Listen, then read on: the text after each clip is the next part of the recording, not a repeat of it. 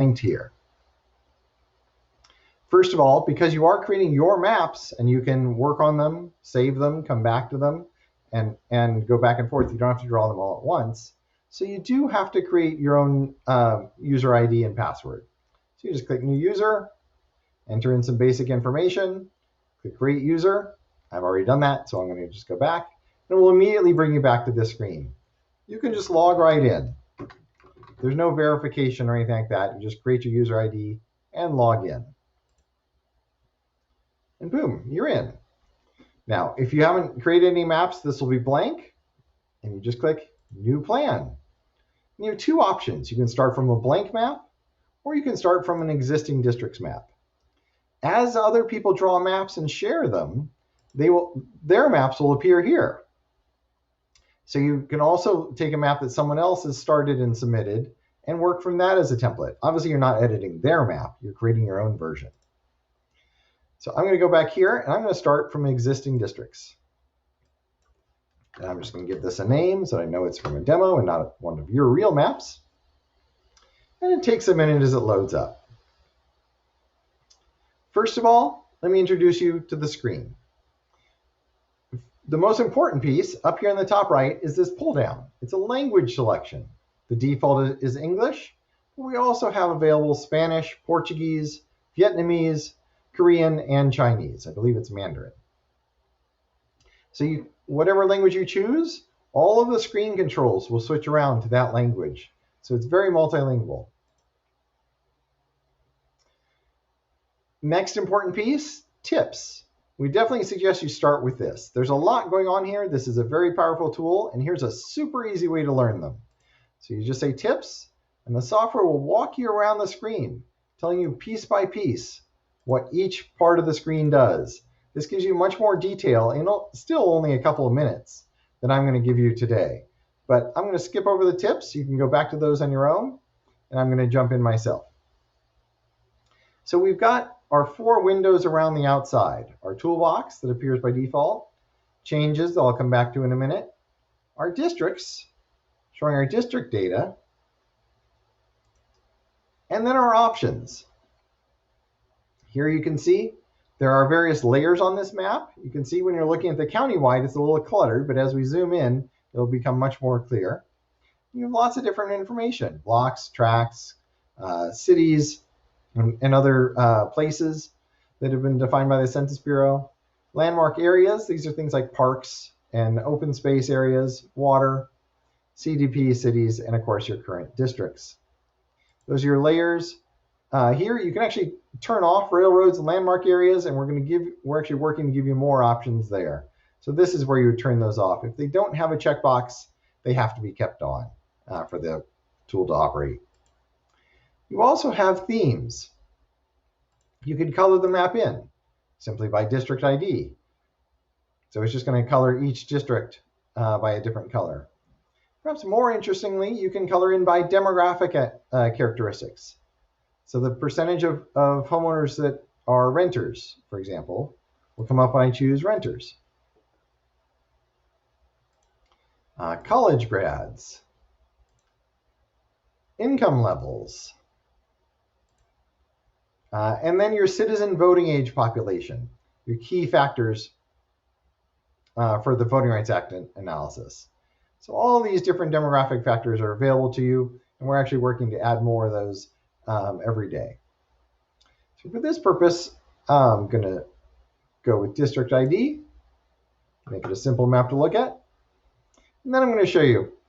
You can move around. I got the hand, the palm, you can use that to pan around. The idea is you're using your hand to slide the map around. We can use the plus to zoom in.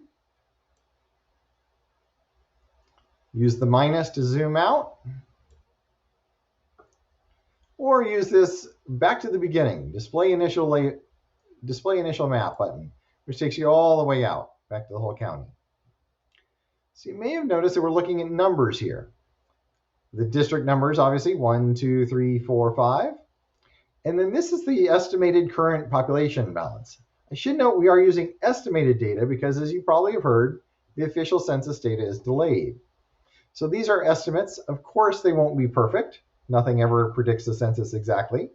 But these are useful to get started. Just keep in mind that you'll probably have to come back and fine-tune your map once the official data are in.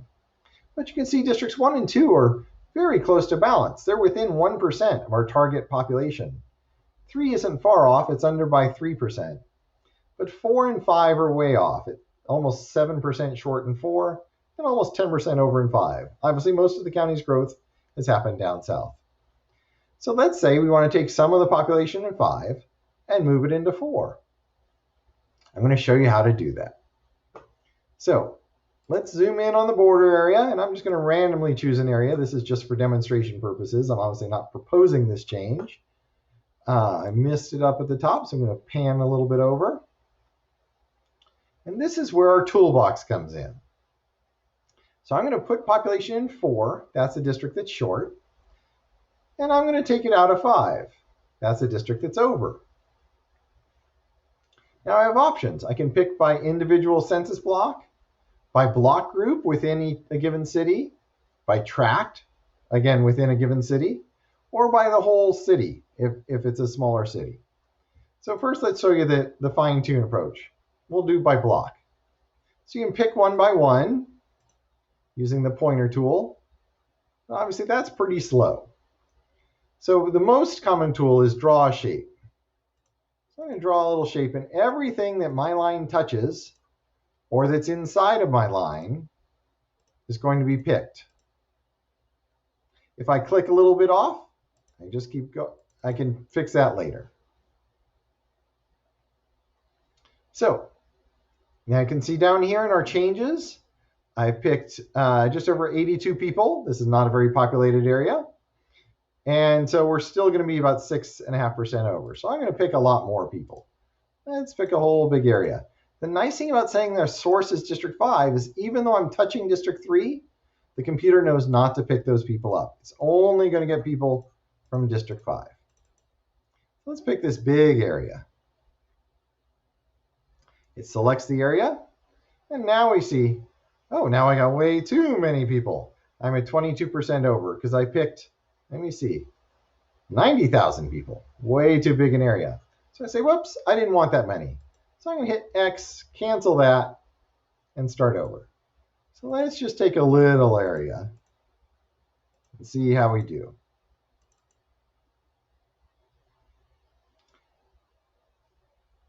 So there we go. We've got 21,000 people, and District 4 is almost perfectly balanced, and District 5 is only over by a couple percentage now. So it's in our target range. So I like that choice. So I'm going to hit check mark yes.